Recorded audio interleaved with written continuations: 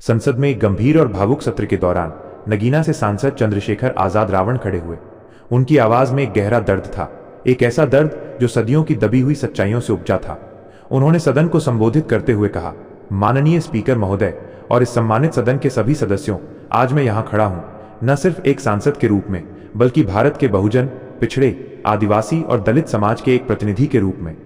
आज मैं उस इतिहास की बात करूंगा जो हमें बचपन से सिखाया गया है, लेकिन जो अधूरा है, एक तरफा है और विजेताओं के नजरिए से लिखा गया है। दोस्तों, आपने बचपन से सुना होगा कि देवी दुर्गा ने एक राक्षस का वध किया था और उसी घटना की याद में नवरात्रि और दशहरा मनाया जाता है। हर साल इन दिनों में पूरा देश रोशनी से जगमगा उठता है, पंडाल सजाए जाते हैं और उत्सव का माहौल होता है। लेकिन क्या आपने कभी उस चकाचौंध और चमक के बीच रुककर सोचा है कि आखिर वो राक्षस कौन था जिसे मारने का जश्न इतनी धूमधाम से मनाया जाता है? क्या वो सचमुच केवल बुराई का प्रतीक था, या फिर ये कहानी हमें आधी अधूरी, एक तरफा और विजेताओं के नजरिए से सुनाई गई है? दोस्तों, वीडियो में आगे बढ़ने से पहले मैं आपसे कहना चाहूंगा कि अगर आप चंद्रशेखर को दिल से पसंद करते हो तो इस वीडियो को लाइक और हमारे चैनल को सब्सक्राइब अवश्य करें और कमेंट में जय भीम जय संविधान जरूर लिखें। तो चलिए वीडियो में आगे बढ़ते हैं। चंद्रशेखर आजाद ने सख्त लहजे में कहा, आज हम इतिहास के उन पन्नों को पलटेंगे जिन पर धूल जमने दी गई है। हम उस सच्चाई की तह तक जाएंगे जिसे जानबूझकर हमसे छिपाया गया। आज हम जानेंगे कि महिषासुर कौन थे, उनका साम्राज्य कैसा था, उनकी सामाजिक व्यवस्था कैसी थी और कैसे उन्हें एक सुनियोजित षड्यंत्र के तहत धोखे से मारा गया। सबसे महत्वपूर्ण बात, हम ये भी समझेंगे कि आज भारत का बहुजन, पिछड़ा, आदिवासी और दलित समाज क्यों महिषासुर शहादत दिवस मना रहा है। क्योंकि ये सवाल सिर्फ इतिहास के किसी कोने में दबे एक चरित्र का नहीं है, बल्कि ये हमारी पहचान, हमारी अस्मिता और हमारे आत्मसम्मान का सवाल है। ये वो दर्द है जो हमारे पूर्वजों के खून से रंगा है, जो सदियों से हमारे सीने में चुभता रहा है और जो आज हमें जागने पर मजबूर कर रहा है। उनकी आंखों में एक गहरी उदासी और क्रोध का मिश्रण था जब चंद्रशेखर बोले, चलिए सबसे पहले उस सबसे बड़े झूठ का पर्दाफाश करते हैं जो हमें बचपन से सिखाया गया है। बहुजन परंपरा और मौखिक इतिहास में महिषासुर कोई राक्षस या दानव नहीं थे। वे एक महान, प्रतापी और न्यायप्रिय राजा थे। उनका नाम दो शब्दों से मिलकर बना है, महिष और असुर। संस्कृत और कई भारतीय भाषाओं में महिष का अर्थ होता है भैंस, वो मजबूत, दृढ़ और जीवनदायी पशु जो हमारी कृषि और पशुपालन की रीढ़ है। असुर शब्द को नकारात्मक अर्थों में प्रचारित किया गया है, लेकिन भाषाविदों और इतिहासकारों के अनुसार असुर उन समुदायों के लिए इस्तेमाल होता था जो वैदिक आर्य परंपरा को नहीं मानते थे। वे भारत के मूल निवासी थे, जिनकी अपनी संस्कृति, अपने देवता और अपनी जीवन शैली थी। एक ऐसी जीवन शैली जो प्रकृति से जुड़ी थी, जहां हर इंसान की गरिमा समान थी। इस तरह महिषासुर का सीधा और सरल अर्थ है भैंसों वाला राजा या भैंस पालक समुदाय का नायक। वे उन लोगों के राजा थे जिनका जीवन, अर्थव्यवस्था और संस्कृति पशुपालन, विशेषकर भैंस पालन और कृषि पर आधारित थी। कल्पना कीजिए, उस दौर में जब धरती पर मेहनत की खुशबू फैली हुई थी, महिषासुर जैसे राजा कैसे हमारे पूर्वजों के दिलों में बसते थे। वे न सिर्फ शासक थे, बल्कि साथी थे, मार्गदर्शक थे और न्याय के प्रतीक थे। चंद्रशेखर आजाद ने भावुक होकर कहा, कल्पना कीजिए उस साम्राज्य की जिसका राजा जमीन से जुड़ा था, जिसकी नींव सोने चांदी के महलों पर नहीं, बल्कि पसीने की बूंदों और मेहनत की ईंटों पर टिकी थी। महिषासुर का साम्राज्य किसी सोने चांदी के महल पर नहीं, बल्कि मेहनत और उत्पादन पर टिका था। उनका राज मध्य और पूर्वी भारत के उन हिस्सों में फैला था जहां आज भी आदिवासी और बहुजन समाज की बहुलता है। विंध्य की घाटियां, नर्मदा के तट, झारखंड की पहाड़ियां, जहां हर पेड़, हर नदी और हर खेत हमारे पूर्वजों की कहानी कहता है। यह एक गणतांत्रिक व्यवस्था थी जहां राजा जनता से अलग नहीं, बल्कि जनता का ही हिस्सा था। वे साथ बैठकर निर्णय लेते थे, साथ खाते थे, साथ संघर्ष करते थे। उनके शासन में किसान, चरवाहे, शिल्पकार और हर तरह के श्रम करने वाले लोग सुख और चैन से जीते थे। वहां वर्ण व्यवस्था जैसा कोई भेदभाव नहीं था। कोई ब्राह्मण, कोई क्षत्रिय, कोई वैश्य, कोई शूद्र नहीं, सब समान थे। सबकी मेहनत का सम्मान था।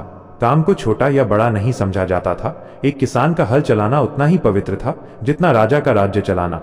इसीलिए जनता उन्हें अपना मानती थी। वे जनता के अपने राजा थे। उनके राज्य में दूध दही की नदियां बहने का मुहावरा एक सच्चाई था, क्योंकि ये एक पशुपालक समाज था जो उत्पादन और समानता पर विश्वास करता था। जहां हर घर में दूध की धारा बहती थी, जहां बच्चे हंसते खेलते थे और जहां न्याय की हवा हर कोने में महकती थी। यह वो स्वर्णिम युग था जिसे हमने खो दिया, लेकिन जिसकी यादें हमारे खून में बहती हैं। उनकी आवाज में एक गहरा गुस्सा उभरा जब चंद्रशेखर ने कहा, जब एक तरफ महिषासुर का समतामूलक, श्रम आधारित और समृद्ध गणराज्य फल फूल रहा था, जहां हर इंसान की इज्जत थी, जहां गरीब और अमीर का फर्क मिटा हुआ था, तो दूसरी तरफ उत्तर भारत से एक नई व्यवस्था अपना प्रभुत्व स्थापित करने की कोशिश कर रही थी, मनुवादी व्यवस्था। ये व्यवस्था वर्ण और जाति पर आधारित थी, जहां जन्म के आधार पर किसी को श्रेष्ठ और किसी को नीच माना जाता था। एक ऐसी क्रूर व्यवस्था जो इंसान को इंसान नहीं बल्कि उसकी जाति से आंकती थी। ये व्यवस्था श्रम का सम्मान नहीं करती थी, बल्कि श्रम करने वालों को शूद्र कहकर उनका अपमान करती थी, उन्हें गुलाम बनाती थी, उनकी मेहनत चुराती थी और उन्हें सदियों के लिए दबाती थी। इस व्यवस्था के पोषकों यानी आर्य ब्राह्मणवादी ताकतों को ये कैसे मंजूर होता कि कोई बहुजन, कोई मूल निवासी राजा इतना शक्तिशाली और लोकप्रिय बने जिसका राज्य उनकी भेदभाव वाली विचारधारा को सीधी चुनौती दे रहा हो। महिषासुर का बढ़ता प्रभाव उनके लिए एक बड़ा खतरा था, एक ऐसा खतरा जो उनकी सत्ता की जड़ों को हिला रहा था, जो उनके झूठे श्रेष्ठता के दावों को बेनकाब कर रहा था। इसलिए उन्होंने महिषासुर के साम्राज्य पर अपना आधिपत्य स्थापित करने की कोशिशें शुरू कर दी।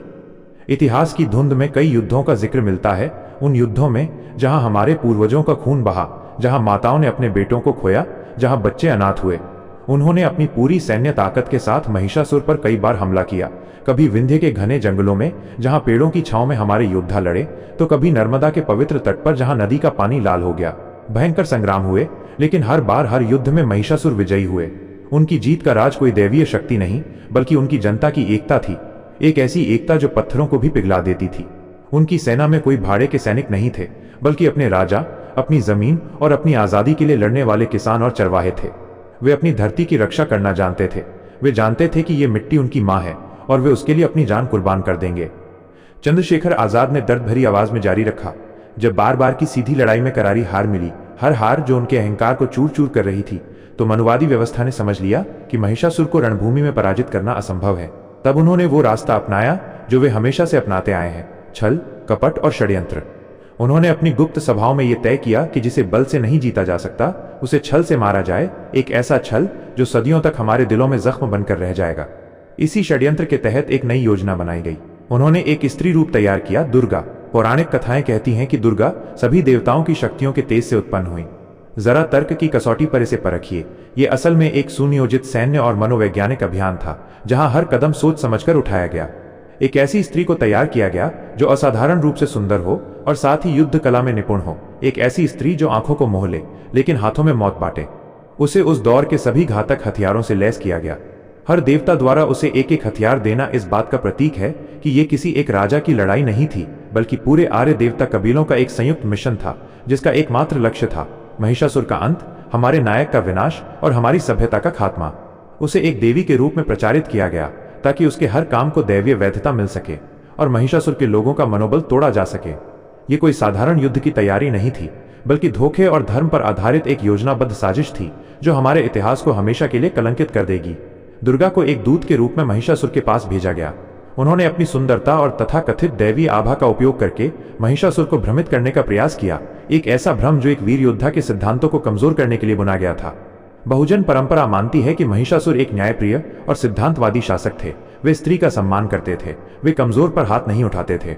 उन्होंने एक स्त्री पर हाथ उठाने से इनकार कर दिया क्योंकि ये उनके सिद्धांतों के खिलाफ था। ये वो नैतिकता थी जो उन्हें महान बनाती थी, लेकिन यही उनकी कमजोरी बन गई। उन्होंने दुर्गा को समझाने का प्रयास किया, शांति की बात की, लेकिन जब वो युद्ध के लिए ही भेजी गई थी तो शांति की बात कैसे मानती? उसका उद्देश्य ही विनाश था। उनकी मुट्ठियां भिंज गईं जब चंद्रशेखर ने कहा, अंततः युद्ध शुरू हो गया। ये संघर्ष कोई एक दो दिन का नहीं था, ये पूरे 9 दिनों तक चला। 9 ऐसे दिन जो हमारे पूर्वजों के खून से सने थे, जहां हर सुबह मौत का साया था, हर शाम थकान और दर्द। 9 दिनों तक महिषासुर और उनकी वीर सेना ने अपनी धरती, अपनी जनता और अपने अमूल्य साम्राज्य की रक्षा के लिए भीषण युद्ध किया। एक एक दिन उनकी बहादुरी की नई गाथा लिख रहा था, गाथाएं जो लोकगीतों में आज भी गूंजती हैं। उनकी सेना, जिसमें किसान, मजदूर और आदिवासी शामिल थे, पूरी ताकत से लड़ी। वे दिन रात लड़े, भूखे प्यासे लड़े, क्योंकि वे जानते थे कि ये लड़ाई सिर्फ उनकी नहीं बल्कि आने वाली पीढ़ियों की आज़ादी की है। उन्होंने साबित कर दिया कि वे सिर्फ हल और खुरपी चलाना ही नहीं बल्कि अपनी आज़ादी के लिए तलवार चलाना भी जानते हैं। वे योद्धा थे जिनकी वीरता की कहानियां पहाड़ों में गूंजती हैं। महिषासुर ने अपनी पूरी शक्ति और अद्भुत रणकौशल के साथ लड़ाई लड़ी। उनकी वीरता देखकर तथाकथित देवता भी कांप उठे थे। वे कांपे क्योंकि उन्होंने कभी ऐसी एकता नहीं देखी थी।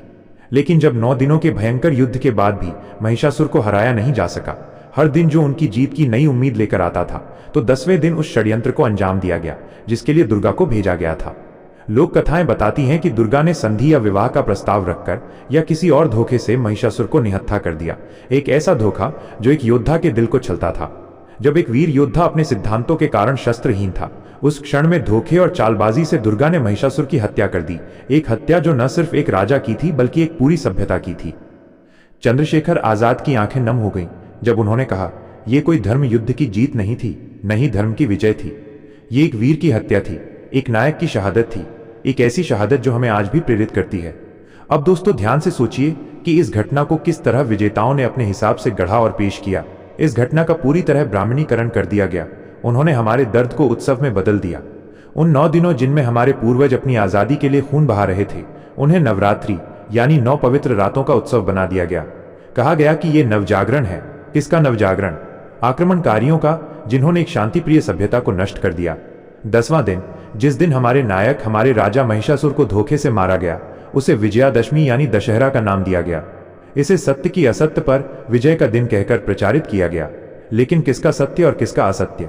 अपनी जमीन और लोगों की रक्षा करना असत्य था, धोखे से किसी की हत्या करना सत्य था। यह इतिहास लेखन का सबसे बड़ा और क्रूर मजाक था, एक ऐसा मजाक जो हमारे आत्मसम्मान पर चोट करता है। ये वही तरीका है जिससे मनुवादी व्यवस्था ने हमेशा इतिहास लिखा है। हमारे नायकों को राक्षस और खलनायक बना दिया गया और उनकी हत्याओं को त्योहारों और उत्सवों में बदल दिया गया, ताकि हम खुद ही अपने पुरखों की हार और शहादत का जश्न मनाते रहें। हर साल हर उत्सव में हम अपना ही अपमान करते रहें। आज दशहरे पर रावण का पुतला जलाया जाता है, ये भी बात का घालमेल है। कई इतिहासकार मानते हैं कि दशहरा का मूल संबंध रावण दहन से नहीं बल्कि महिषासुर की हत्या के जश्न से है। महिषासुर को राक्षस बताना असल में पूरे बहुजन, द्रविड़ और आदिवासी समाज की स्मृति, उनके गौरव और उनके इतिहास पर हमला था। एक हमला जो हमें अपनी जड़ों से काट देना चाहता था। उनकी आवाज में एक नई ऊर्जा आई जब चंद्रशेखर बोले, लेकिन दोस्तों, भले ही लिखित इतिहास विजेताओं ने लिखा हो, पर लोगों की स्मृति में, गीतों में और परंपराओं में सत्य जिंदा रहता है। यह सत्य जो हमारे दिलों में धड़कता है। बहुजन समाज ने महिषासुर को कभी राक्षस नहीं माना। वे हमारे पूर्वज हैं, हमारे नायक हैं, किसानों और मजदूरों के राजा हैं। वे बहुजन अस्मिता के सबसे बड़े प्रतीकों में से एक हैं। वे वो प्रतीक हैं जो हमें बताते हैं कि हम कमजोर नहीं बल्कि शक्तिशाली हैं। आज भी झारखंड, बिहार, छत्तीसगढ़ और बंगाल में असुर जनजाति के लाखों लोग रहते हैं। वे पूरी दुनिया के सामने गर्व से कहते हैं, हम महिषासुर के वंशज हैं। एक गर्व जो सदियों के अपमान के बाद भी नहीं मिटा।